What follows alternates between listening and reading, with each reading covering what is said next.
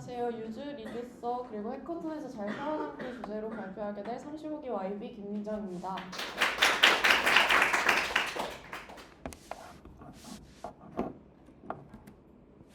유즈 리듀서 기본 형태는 다음과 같습니다. 유즈 스테이트와 비슷하게 기본 상태값과 상태를 업데이트하기 위한 함수, 그리고 함수를 유즈 리듀서가 반환하고 파라미터로는 리듀서와 이니셜 스테이트 그리고 init 함수 이렇게 세 개가 들어갑니다. 리듀서는 상태를 업데이트하는 로직을 지정하고 이니셜 스테이트는 초기 상태 그리고 init은 초기 상태를 또 초기화할 수 있는 함수입니다. 그래서 리듀서가 뭘 하는지 좀 더 알아보고 싶은데요. 리듀서는 상태가 들어왔을 때 그 상태를 업데이트하는 로직을 다룹니다. 파라미터로는 현재 상태와 액션 객체를 받는데요. 이때 이 액션 객체란 사용자가 디스패치를 부를 때 파라미터를 뜻합니다. 이 구조를 통해서 스위치문 그리고 그 안에 액션 타입에 따라서 인크리먼트 하면 상태값을 더하고 디크리먼트 하면 상태값을 빼는 등 사용자가 행하게 될 액션을 직접 정의할 수 있는 그런 구조인 거죠. 리액트 공식 문서를 보면 리듀서는 다음과 같이 표현이 되어 있습니다. 세 가지 특징을 가지는데요. 이 세 가지 특징에 대해 좀 더 깊게 짚어보겠습니다. 리듀서는 순수해야 합니다. 즉, 외부 값을 변경하지 말아야 하며 같은 인자에 항상 같은 값을 반환해야 합니다. 따라서 순수해야 하기 때문에 네트워크 요청이나 타임아웃 설정과 같은 행위는 할 수 없습니다. 그리고 리듀서 함수는 스테이트, 상태와 액션을 인자로 받아야 합니다. 그리고 반환값으로는 다음 상태값을 꼭 반환을 해야 하는데요. 반환할 때는 상태를 직접 변경해서는 안 되고 상태를 변경한 객체를 반환하도록 구현해야 합니다. 앞서 말씀드렸던 액션 객체에 대해 좀 더 살펴보면 사용자는 유즈 리듀서를 선언하고 해당 스테이트의 변화를 주기 위해서 디스패치라는 함수를 사용하는데요. 이때 사용자는 액션 객체를 디스패치 파라미터에 넣게 됩니다. 이때 이 타입 같은 경우에는 사용자가 한 일을 뜻하고요.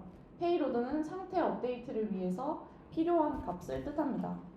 그래서 리듀서를 정의할 때 이 액션에 있는 페이로드를 사용해서 상태를 반환할 때 또 다른 작업을 추가해 줄 수도 있는 그런 구조인 거죠. 이니셜라이제이션은 유즈 리듀서의 세 번째 임자인데요.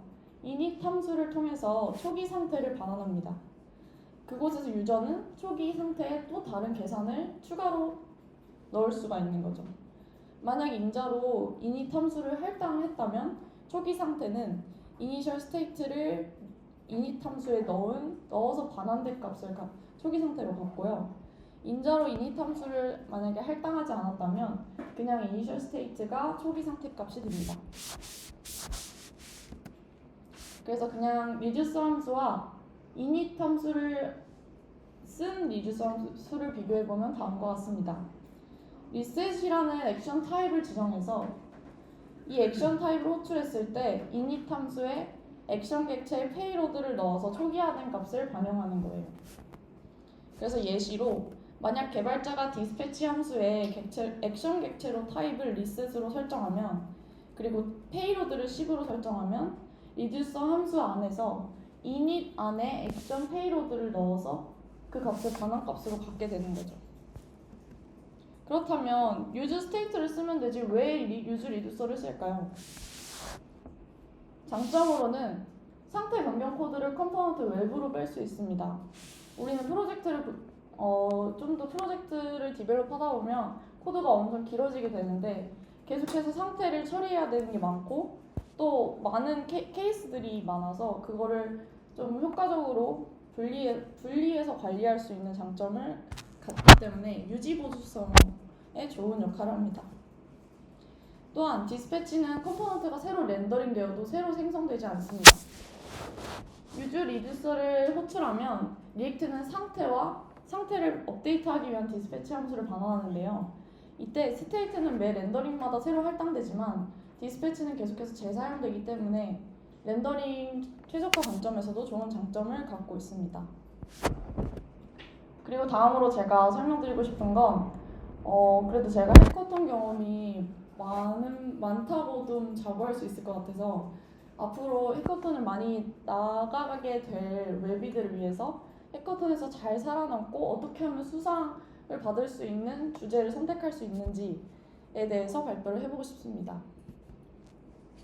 우선 첫 번째는 기획의 로그인 기능을 과감히 제거해라입니다.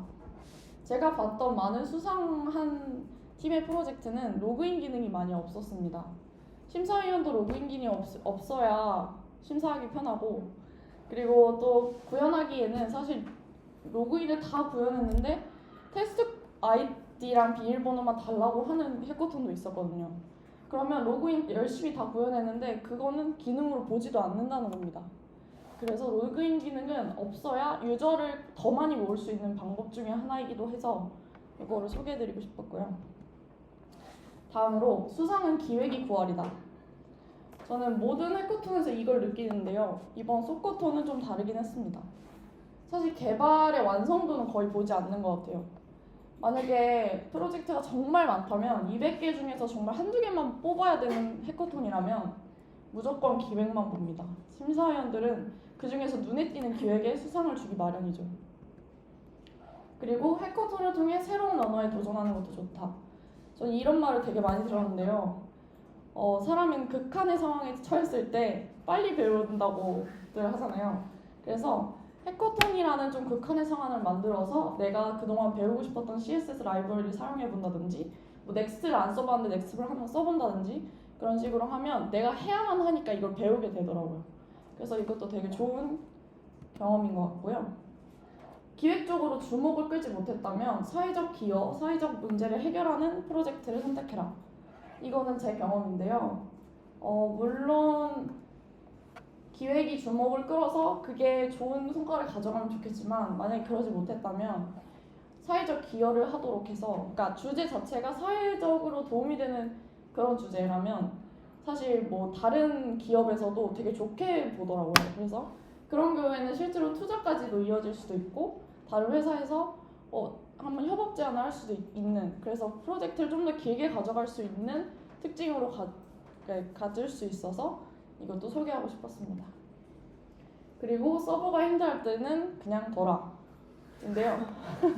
이것도 제 경험입니다. 저는 서버가 많이 힘들어할 때 접촉하지 않고 그냥 아무 말도 안 시키면 사실 서버들은 잘 설계해서 알아서 가져오더라고요. 근데 옆에서 뭐 이거 됐어? 뭐 이거 어떻게 됐어? 이렇게 물어보면 걔네도 그게 힘들어서 되게 스트레스를 많이 받는 것 같더라고요. 그래서 딱 뭐 해커톤 때 저한테 어떤 서버 친구는 3시간만 줘 라고 했었어요. 그럼 3시간 동안 저 진짜 아무 말도 안 걸고 뭐 이렇게 칠판에 쓰면서 설계하길래 오 그런 거야? 이렇게 맞장구 쳐주면 애들이 알아서 설계를 해서 결과를 가지고 오니까 그냥 믿어주는 게 제일 좋은 것 같습니다. 네, 지금까지 발표 들어주셔서 감사합니다.